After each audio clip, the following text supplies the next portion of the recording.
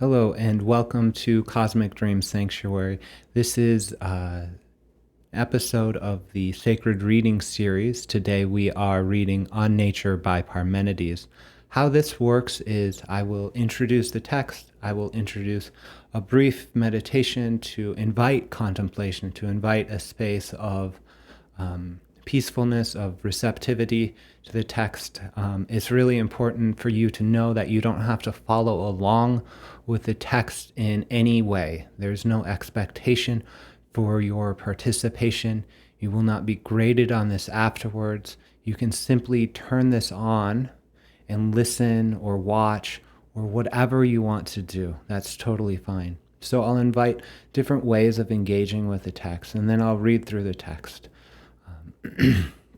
Parmenides was a pre-Socratic Greek philosopher. Pre-Socratic simply references Socrates, who was written about by Plato. He is a very important source in Western philosophy.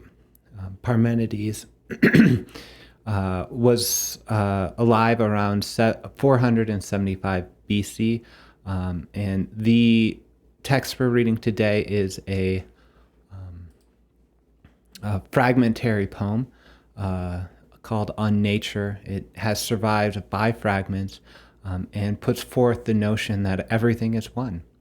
So with that, I invite you to start to tune into your breath and your own presence and your own innate wisdom. So in this experience, I invite you to recognize the sacredness of all texts by recognizing that you yourself are the source of wisdom, of knowledge, of transformation, of insight. So when you recognize truth in this text, you are recognizing yourself as the wisdom in some way, shape, or form that expressed itself through Parmenides and is now expressing itself through your own consciousness. And so I invite you simply to be with your breath. You can do that by just simply paying attention to the sensations of your breath as they flow in and out of your body. Let go of any expectations you have about how you should participate in receiving this sacred text. Let go of any notion that you need to remember it, that there'll be a quiz afterwards, or you have to say something clever about it. Let go of all those notions and just be present with your breath. Let it flow in and flow out of your body. Coming into presence. This sense of like open presence. You don't have to do anything. That's totally fine. Wherever you are, whatever you're doing. Take a few more breaths with me.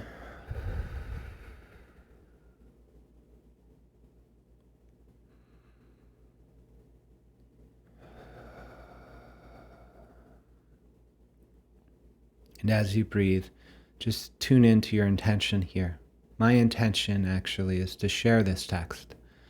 To share this text and to explore this text, knowing that it is one of the earliest expressions of the notion that all is one, and that it is a source text for mystical understandings. So your intention might be simply to explore this legacy of mysticism, of unity consciousness that is in some way an underpinning of all of our philosophies, all of our science.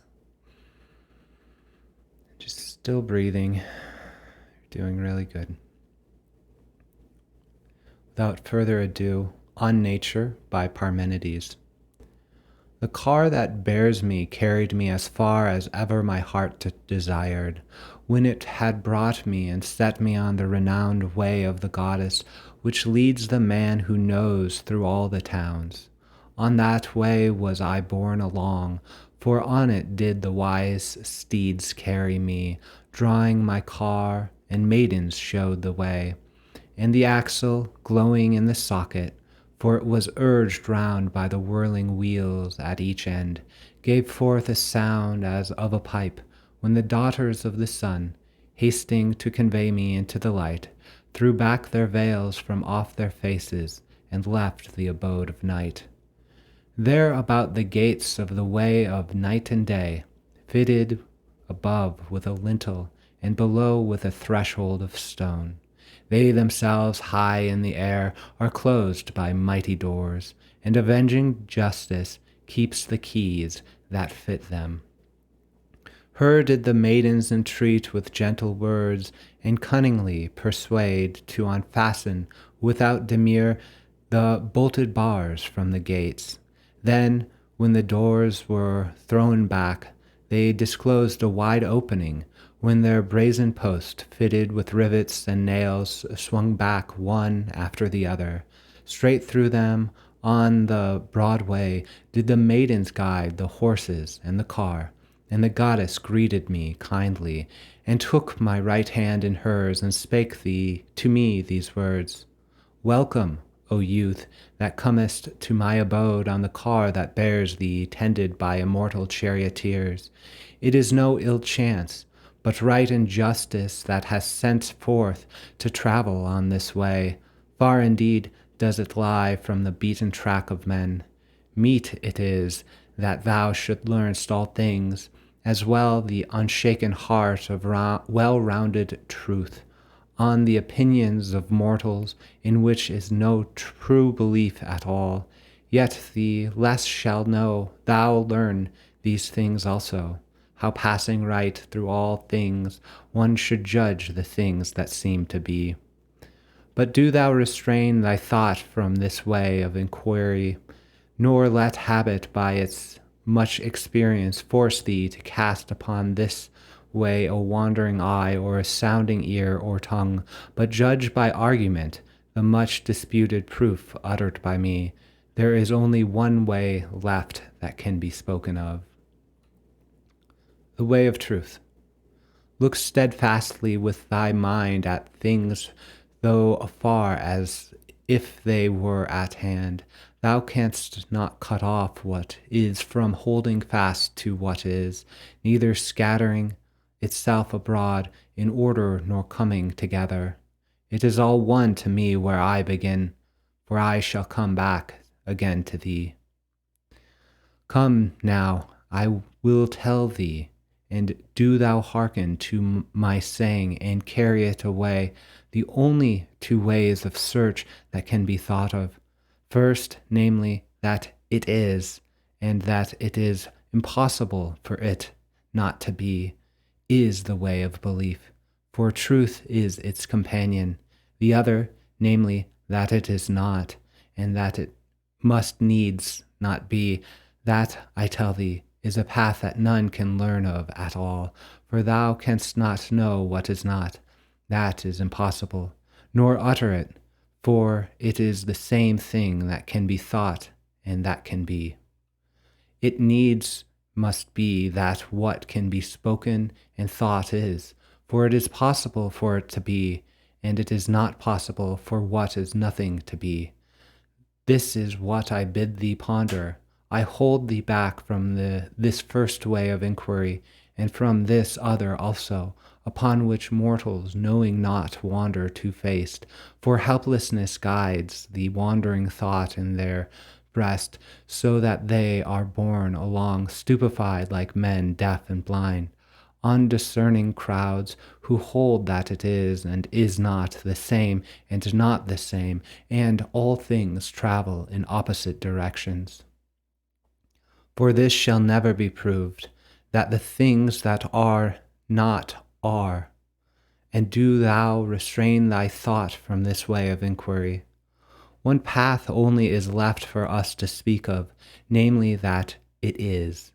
In this path are very many tokens that what is uncreated and indestructible, for it is complete, immovable, and without end.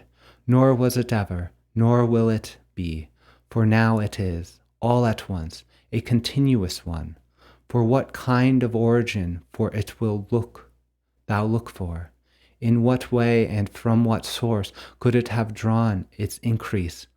I shall not let thee say nor think that it came from what is not, for it can neither be thought nor uttered that anything is not. And if it came from nothing, what need could have made it arise later rather than sooner? Therefore must it either be altogether or be not at all. Nor will the force of truth suffer aught to arise besides itself from that which is not. Wherefore justice doth not lose her fetters, and let anything come into being or pass away, but holds it fast. Our judgment thereon depends on this: is it or is it not?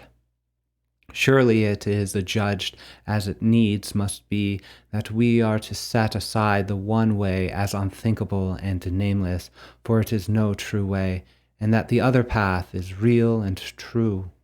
How then can what is be going to be in the future? Or how could it come into being? If it came into being, it is not, nor is it if it is going to be in the future. Thus is becoming extinguished and passing away not to be heard of. Nor is it divisible, since it is all alike, and there is no more of it in one place than in another, to hinder it from holding together, nor less of it, but everything is full of what is. Wherefore it is wholly continuous, for what is in contact with what is. Moreover, it is immovable in the bonds of mighty chains, without beginning and without end, since coming into being and passing away have been driven afar, and true belief has cast them away. It is the same, and it rests in the selfsame place, abiding in itself, and thus it remaineth constant in its place. For hard necessity keeps it in the bonds of the limit that holds it fast on every side.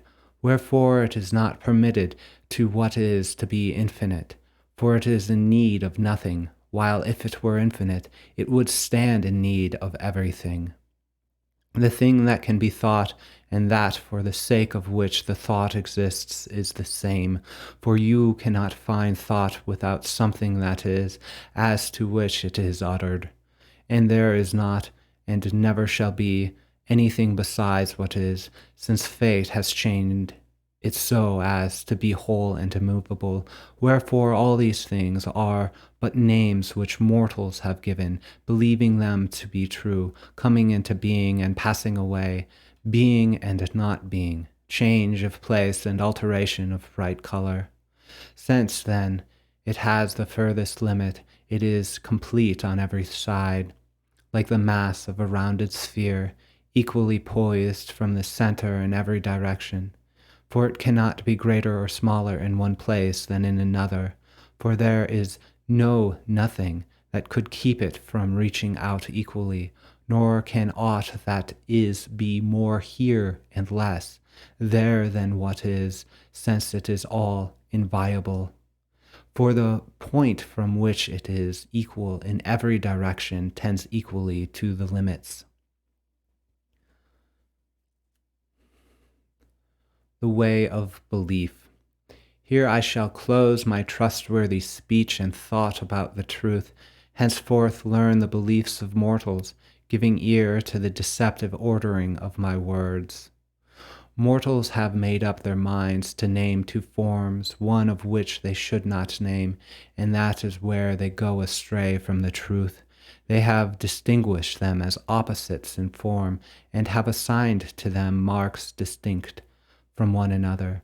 To the one they allot the fire of heaven, gentle, very light, in every direction the same as itself, but not the same as the other. The other is just the opposite to it, dark night, a compact and heavy body.